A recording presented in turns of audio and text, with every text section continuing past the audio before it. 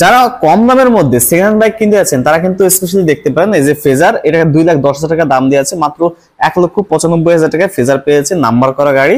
পাশাপাশি FZS version 3 ABS চ্যানেলের এই বাইকটা মাত্র 2,05,000 টাকায় কিন্তু এখন সিঙ্গাপুর মোটরসে পেয়ে যাচ্ছেন।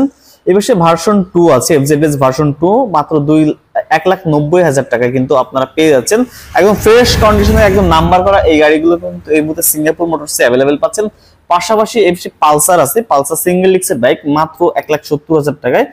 এইগুলো কিন্তু সব আস্কিং প্রাইস, কোনোটা ফিক্সড প্রাইস না। এই পাশে ডাবল ডিস্কের পালসার আছে, এই বাইকের প্রাইস আপনারা পেয়েছেন মাত্র 1,70,000 টাকায়।